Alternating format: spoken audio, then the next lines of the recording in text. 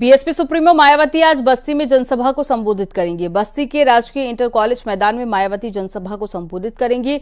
BSP प्रत्याशी के पक्ष में जनता को संबोधित करेंगी और वोट करने की अपील करेंगी।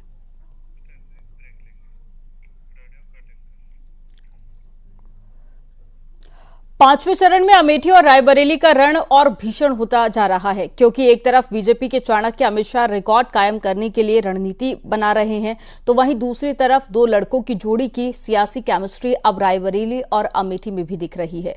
इसी से जुड़ी एक रिपोर्ट आपको दिखाते हैं।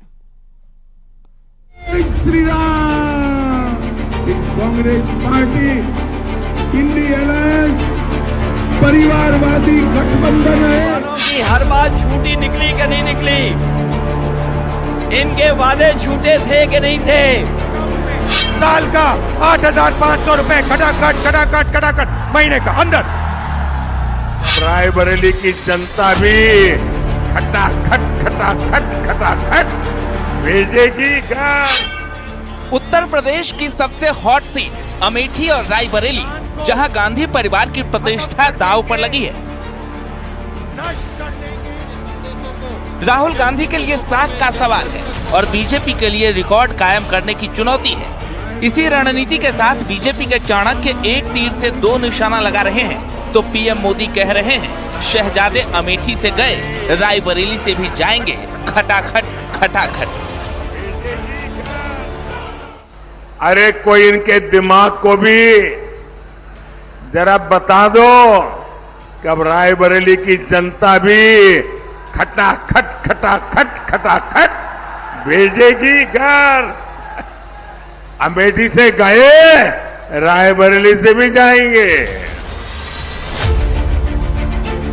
पांचवें चरण की लड़ाई इसलिए भी दिलचस्प है क्योंकि स्मृति ईरानी की अमेठी और राहुल गांधी की रायबरेली सीट पर वोटिंग होगी, जिसके लिए गांधी परिवार के साथ ही बीजेपी के चाणक्य ने भी मोर्चा संभाल लिया है और मंच से सियासी बाण छोड़े जा रहे हैं।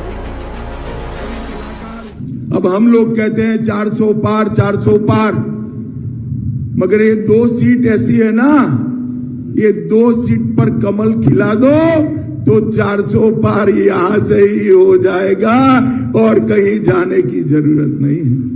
मुझे बताओ, रायबरेली और अमेठी में कमल खिलाओगे क्या? जरा जोर से बोलो, खिलाओगे क्या? हमारे दोनों प्रत्याशी आगे आ जाइए, श्रुतिबेन और दिनेश जी। श्रुतिबेन और दिनेश जी को जिताओगे क्या? आज मनोज पांडे जी हमारे साथ आए। मनोज जी आगे आइए। मनोज जी ने सनातन का साथ देने के लिए भारतीय जनता पार्टी ज्वाइन की है।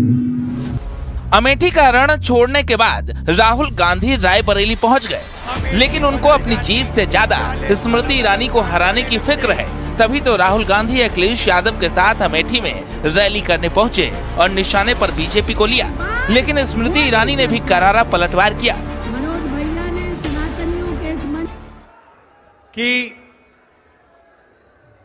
अमेठी पहली बार मैं यहां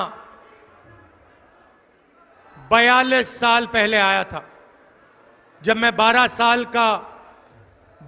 का बच्चा था। अपने पिता के साथ आया, 42 साल हो गए। और मैं आपको कहना चाहता हूं कि जो भी मैंने राजनीति में सीखा है, वो अमेठी की जनता ने मुझे सिखाया है। जो 5 दशक राज करते रहे, वो कलेक्टर का ऑफिस तक नहीं बनवा पाए। आज मेरे क्षेत्र में जिसने सुशासन की, अच्छे शासन की और अच्छे शासक के प्रतिनिधि के नाते शिलान्यास किया विकास कार्यों का, आज अमेठी की जनता की ओर से उन्हीं अमित शाह जी को आभार व्यक्त करती हूं। अमित भाई, आपने 2019 में कहा था अमेठी है तैयार, अब की बार मोदी सरकार। आज अमेठी और रायबरेली की ओर से विनम्रता से आपके चरणों में निवेदन रखती हूं, हम दोनों हैं तैयार।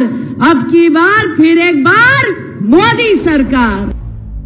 उत्तर प्रदेश में दो लड़कों की जोड़ी की सियासी केमिस्ट्री सिर्फ चुनावी रैलियों के मंच पर ही नहीं बल्कि जमीनी स्तर पर भी दिख रही है।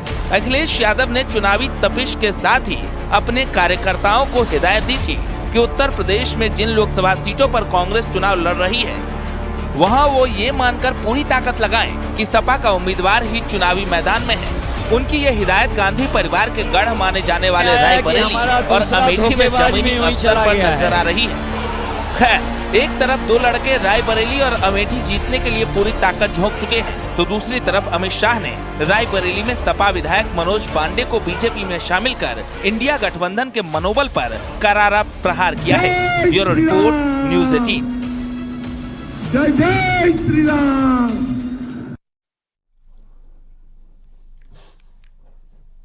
गाजियाबाद के कौशाम्बी इलाके में 50,000 के नामी बदमाश के साथ में पुलिस की मुठभेड़ हो गई। मुठभेड़ में बदमाश के पैर में गोली लगी और विनय त्यागी हत्याकांड में आरोपी शामिल रहा है। हत्याकांड के चौथे आरोपी को पुलिस लगातार तलाश कर रही थी। मुखबिर की सटीक जानकारी पर जब पुलिस के द्वारा बैरिकेडिंग की गई तो इस दौरान इस बदमाश से पुलिस की मुठभेड़ हो गई। उसके बाद में पुलिस ने बदमाश को गिरफ्तार कर लिया। आज दिनांक 17 मई 2024 को थाना कौशाम्बी क्षेत्र में 2/5 की पुलिया पे जब संदिग्ध व्यक्तियों की चेकिंग चल रही थी, तभी एक बाइक सवार व्यक्ति, उसे पुलिस ने रोकने का प्रयास किया। वो रुका नहीं। पुलिस ने उसका पीछा किया तो उसने पुलिस के ऊपर फायरिंग खोल दी। पुलिस ने स्वसंरक्षणार्थ जवाबी फायरिंग किया। उसमें उसके पैर में एक गोली लग गई और उसे घायल अवस्था में तुरंत उपचार हेतु अस्पताल भर्ती किया गया है।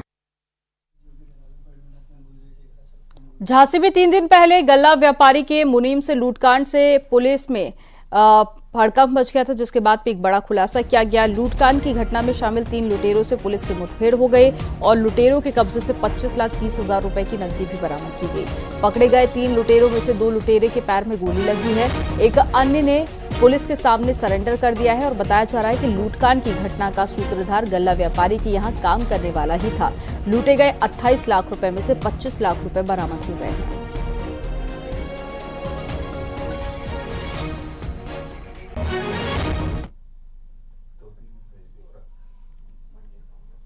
बहराइच में आतिशबाजी करने के दौरान एक बड़ा हादसा हो गया। आतिशबाजी करने के दौरान 9 लोग घायल हो गए। हाथ में गोला लगने से गोला से निकले कांच चुभने की वजह से 3 लोग घायल हो गए हैं और घायलों को सीएचसी मुस्तफाबाद में भर्ती कराया गया है। मजार पर उर्स के मेले के दौरान में आतिशबाजी की गई थी। जरवल थाना क्षेत्र के घूरनपुर गांव स्थित फकीर मजार के पास ये हादसा हुआ। तो एक बड़ी खबर आपको बता रहे हैं, जहां आतिशबाजी करने के दौरान एक बड़ा हादसा हो गया। कुछ लोगों के घायल होने की जानकारी भी मिली है, जिन्हें अस्पताल में भर्ती कराया गया।